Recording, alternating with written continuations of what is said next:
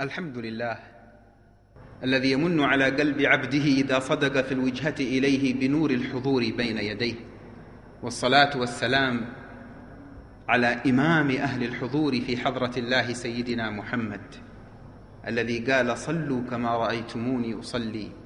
اللهم صل وسلم وبارك عليه وعلى آل بيته وأصحابه وتابعيهم والتابعين لهم بإحسان إلى يوم الدين. كيف كانت صلاتك يا من سمع المجلس الماضي؟ هل حضر قلبك؟ هل استشعرت قيمة الله أكبر عند دخولك إلى الصلاة؟ هل استشعرت معنى الاستفتاح في حضرته؟ هل كان قولك وجهت وجهي للذي فطر السماوات والأرض يصدقه حالك؟ هل قلت إن صلاتي ونسكي ومحياي ومماتي لله رب العالمين فكان لله رب العالمين؟ هل استشعرت جمع قلبك على الله عندما كان الله عز وجل يكلمك في الصلاة؟ حمدني عبدي، أثنى علي عبدي، مجدني عبدي. هل استشعرت هذه بيني وبين عبدي ولعبدي ما سأل؟ وهل سألت؟ كيف كان حضور قلبك مع الله في الصلاة؟ بل كيف كان استشعارك لمفهوم الأذان عندما لامس أذنك صوت المؤذن، عندما لامس أذنك صوت المؤذن قائلا الله أكبر؟ هل استشعرت الفرح بموعد لقاء المحبوب؟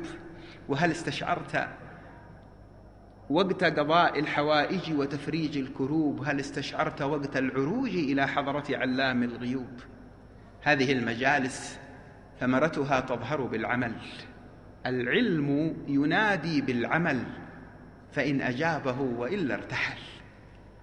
وفي هذا المجلس تذكير لي ولمن يحضر بأن حضور القلب مع الله عز وجل في الصلاة ودفع الوساوس والخطرات والغفلة أثناء الصلاة هو ثمرة لمجاهدة.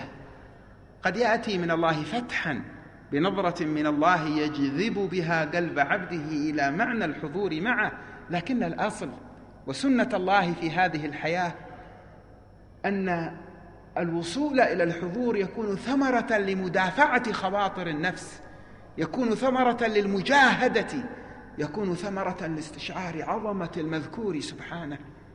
أيضا قالوا أن الحضور مع الله في الصلاة لا يتفق وصفة الكبر، فمن أجر نفسه على الكبر والترفع والعياذ بالله يصعب عليه أن يحضر قلبه مع الله. حضور الجسد أن تستقبل القبلة، أن تحضر إلى المسجد، حضر جسدك وقام. لكن حضور القلب أن يتصل قلبك بمن تقف بين يديه، ولا يتأتى للقلب أن يتصل بمن تقف بين يديه سبحانه وتعالى ما دام القلب لم يتهيأ للصلة. وتهيؤ القلب للصلة إنما يكون بالأدب مع المتصل به سبحانه وتعالى. ما شاء الله.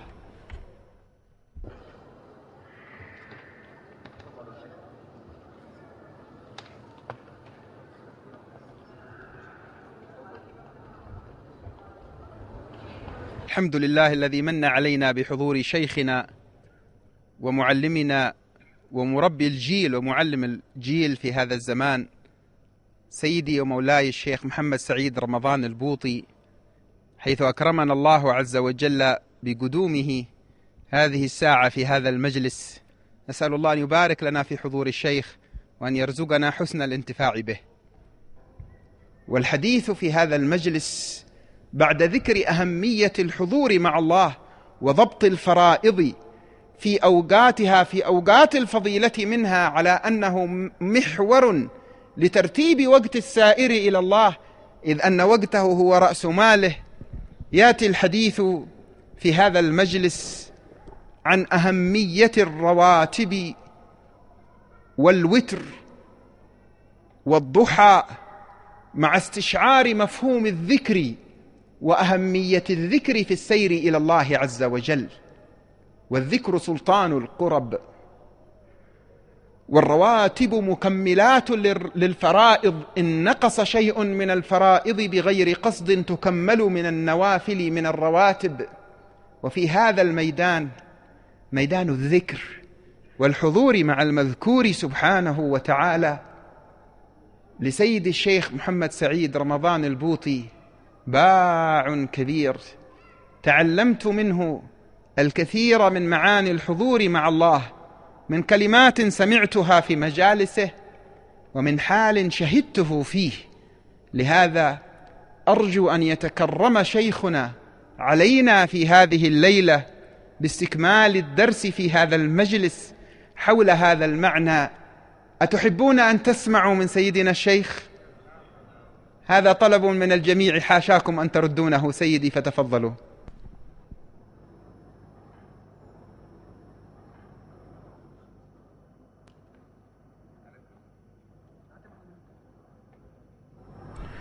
بسم الله الرحمن الرحيم.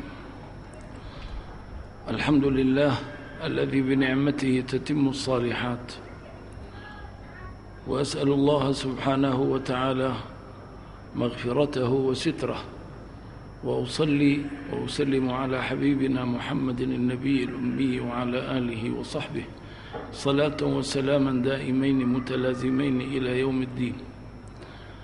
وبعد،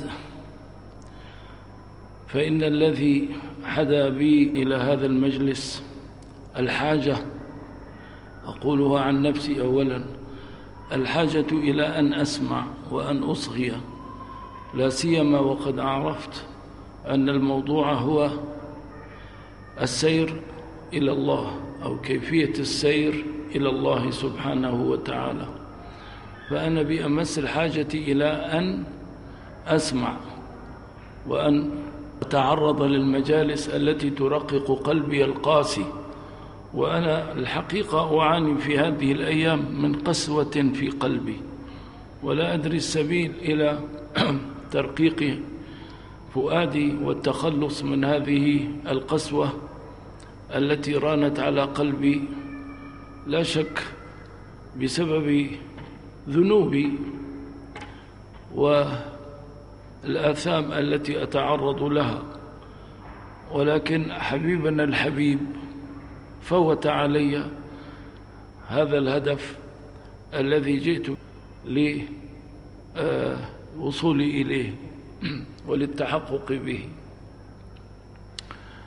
ما دام الحديث عن الصلاة أيها الإخوة، فينبغي أن نلاحظ أن الإنسان تتكامل عبوديته وتستيقظ إن كانت غير مستيقظة في الصلاة، لا سيما عندما يناجي ربه عز وجل وهو يتلو فاتحة الكتاب.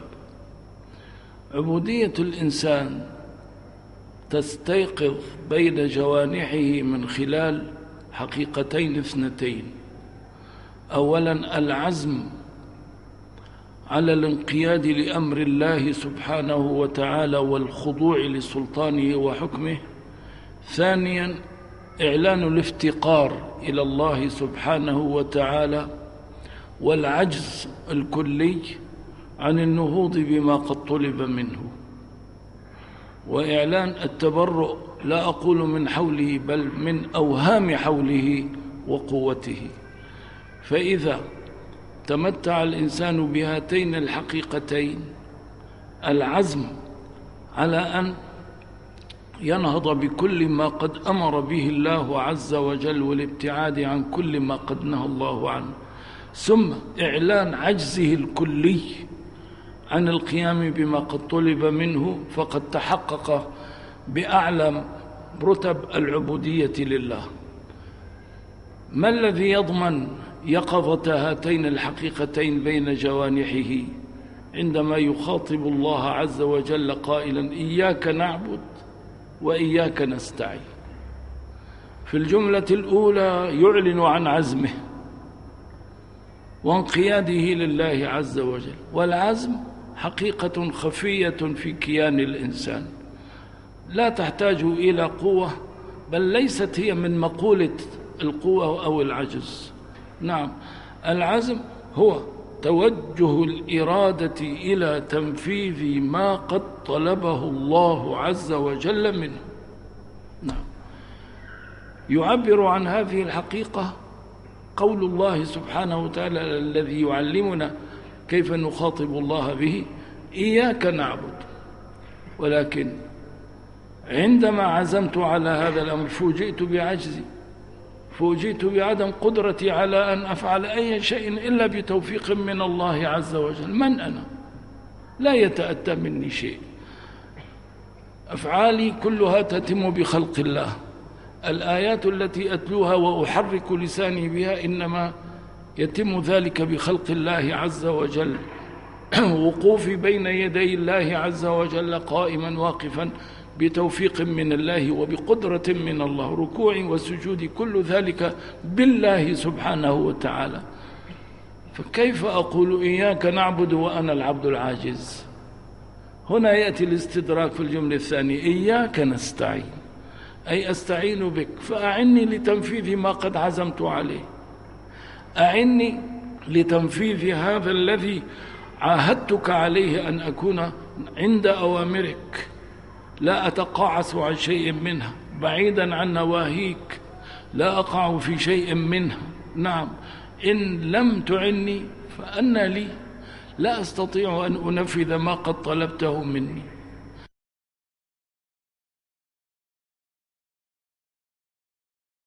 أنا أيها الإخوة، يعني مهما تاه الإنسان وشرد في صلاته عن الكلام الذي يخاطب به ربه، ما ينبغي أن يشرد عندما يصل إلى هذه الآية، هاتين الجملتين: إياك نعبد وإياك نستعين.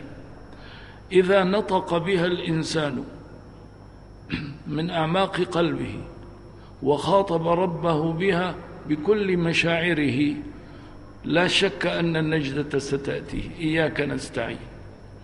إذا كان قبل أن ينقاد إلى تنفيذ أمر الله وقبل أن يلبي المؤذن الذي ناداه ودعاه إلى الصلاة يعاني من شهوات إذ ثاقل حملها عليه، يعاني من أهواء تشده إلى الوراء، يعاني من رغبات دنيوية، يعاني من قسوة في قلبه، يعاني من ما تعرفون.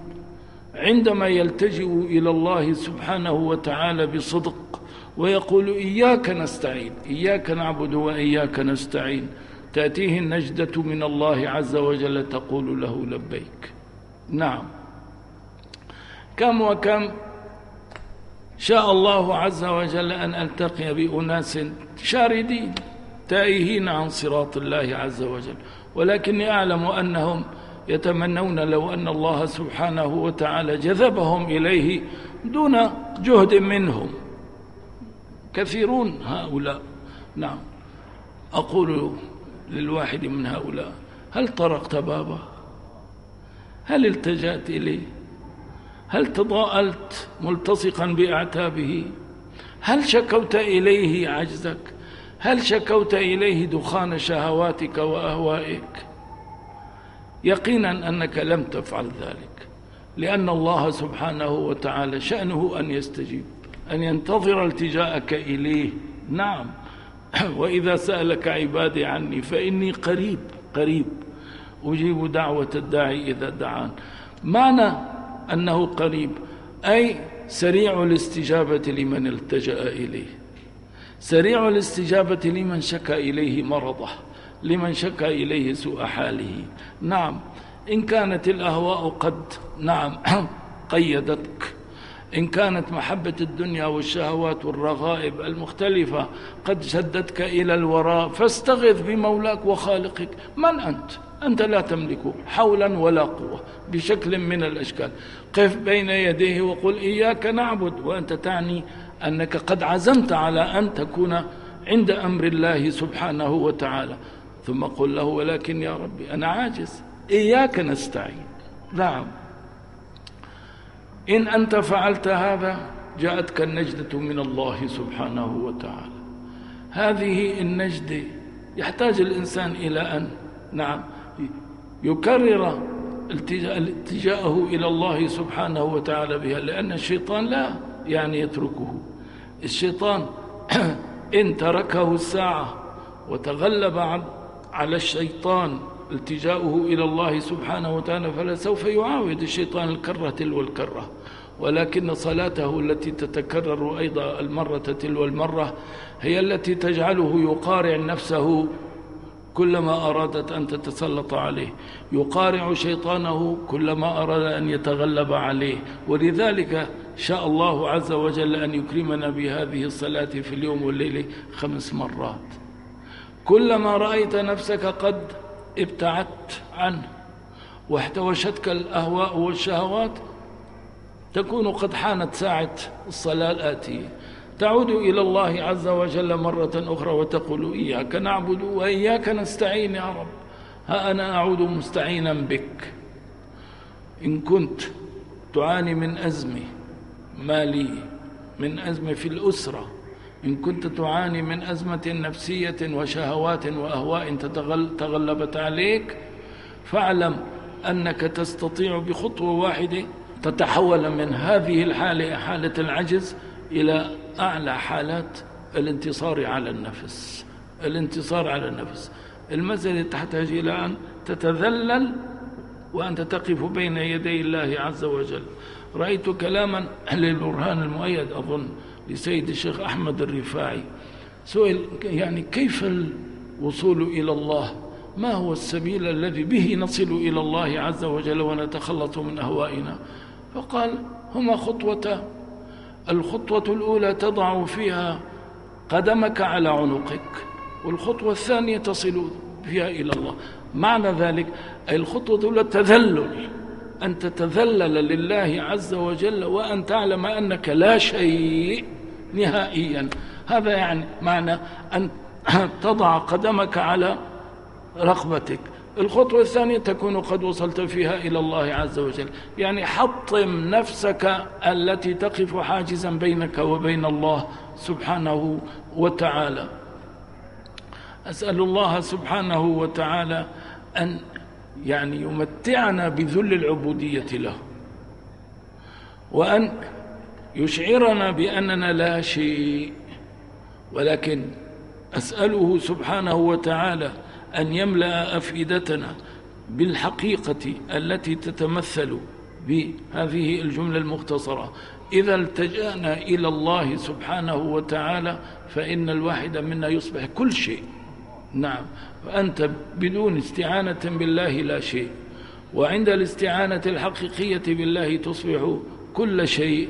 نسأل الله عز وجل أن يجعل صلاتنا التي أكرمنا بها والتي نقف بها بين يدي الله سبحانه وتعالى، نعم، علاجنا، علاج أدوائنا وأمراضنا، وأن يجعلها سر تحولنا من حالة قسوة القلب، وأنا أعاني في الواقع من هذه الحالة، إلى رقة القلب وإلى المستوى الذي يرضي الله سبحانه وتعالى.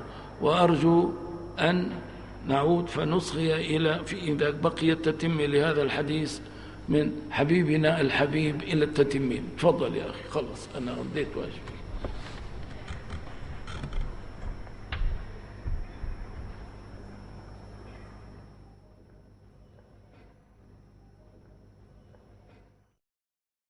الحمد لله على ما أسمع وعلى ما أجرى على قلبي ولسان سيدي الشيخ. وبقي في نهاية هذا المجلس أن أذكر نفسي وأذكر من حضر ومن حضر من وراء أجهزة التصوير ومن سيسمعنا بعد بث هذه المجالس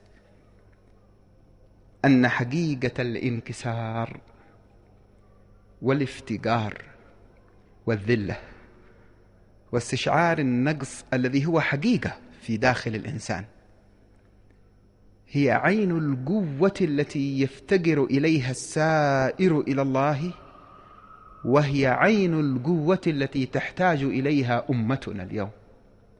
إن أمة يكثر فيها أصحاب القلوب المنكسرة لله، التي يثمر انكسارها معنى الحضور مع الله، لتتلقى هذه القلوب أنوار الحضور مع الله، فتخرج من الصلاة بالصلاة.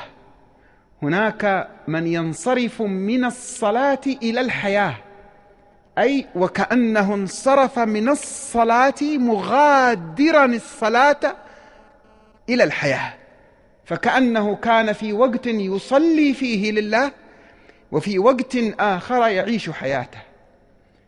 لكن أصحاب الحضور مع الله بهذا المفتاح الذي سمعنا الحديث عنه في مجلسنا هذا بما أكرمنا الله به من حديث على لسان سيد الشيخ محمد سعيد حفظه الله: معنى الانكسار والذلة توقف الإنسان على الحقيقة، والحقيقة تقرب من الحق سبحانه وتعالى، والقرب من الحق يفيض على قلب المتقرب من الله إفاضات الإمداد من الله، وفيض الإمداد من الله إذا فاض على قلب العبد استمد من الله القوة، فتبدل ضعفه قوة، وعجزه قدرة، وفقره غنى، وذلته عزة حقيقية وليست صورية، فينصرف من الصلاة بالصلاة. لو أن عشر المسلمين اليوم ينصرفون من الصلاة بالصلاة ولا ينصرفون من الصلاة عن الصلاة لتحول حال الأمة أجمع. وقبل أن نختم هذا المجلس متهيئين للمجلس القادم بإذن الله عز وجل في الحديث عن الذكر والحضور مع المذكور سبحانه وتعالى، لنخلص بعد ذلك إلى الحديث عن مراتب النفس وترقياتها في خاتمة مجلسنا هذا. بما تنصرفون من هذا المجلس؟ دروس كثيرة، إضافة إلى الكلام والعلم الذي تعلمناه هناك دروس. رأيتم كيف يتعطف الكبير على الصغير فيأتي إلى مجلسه. نعم، المتكلم إن جئنا عند الإنصاف لا أصلح أن أكون في طبقة تلاميذ الشيخ محمد سعيد، ومع ذلك نرى الكبير يأتي متعطفا على الصغير، ويأتي يقول وهو صادق أنه جاء بنية أن يرقق قلبه، بنية أن ينتفع، أن يستمع. هذا شيء هو من كنوز هذه الأمة التي كان منتشرا فيها في الأجيال التي مضت، وبدأ يقل في زماننا حتى صار الصغير يسكر من زبيبة معلومة عنده أو حسن كلام أو ذلاقة لسان كالمتكلم، فيرى أنه مستغني عن الكبار. الصغير يرى أنه قد استغنى عن الكبار، لكن الأصل هذا في الإرث النبوي، أن الكبير كلما كبر كلما ازداد افتقارا إلى الله واستمدادا من فضل الله بما يراه على خلقه كبارا وصغارا. هذا المعنى هو بحد ذاته درس لا ينبغي أن يفوت في خضم استمتاعنا بالدرس الذي سمعناه من لسان الشيخ، درس الحال الذي رأيناه في هذا المجلس. أسأل الله عز وجل أن يمتعنا بعمر الشيخ، وأن يمد في عمره مع العافية الكاملة وسائر علمائنا، وأسأل الله أن يبارك في هذا البلد، وأن يري العالم سر البركة التي أودعت فيه من دعاء الحبيب المصطفى صلى الله عليه وآله وسلم. اللهم بارك لنا في شامنا، اللهم بارك لنا في يمننا، اللهم إنها أخوة قد عقدها حبيبك المصطفى ولا ينقض عقده صلى الله عليه وسلم. فضاعف هذه البركة وأدم هذه البركة وابسطها على الوجود شرقا وغربا يا أكرم الأكرمين. اللهم بارك لنا في هذا الجامع الأموي، وبارك لنا في أسرار وأنوار من تقدم فيه من أصحاب رسول الله وآل بيته وتابعيهم ومن سلف من أئمتنا وعلمائنا.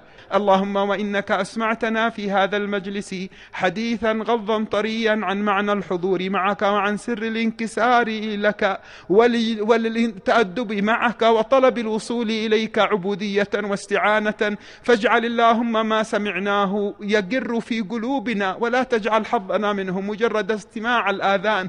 اللهم اجعل له حقيقة تقر في الجنان وستستجيب لها الأركان يا حنان يا منان. اللهم اجعلنا ممن سبقت لهم سابقة العناية وأدركتهم لاحقة التوفيق برحمتك يا أرحم الراحمين. وصلى الله على سيدنا محمد وآله وصحبه وسلم، وآخر دعوانا الحمد لله رب العالمين.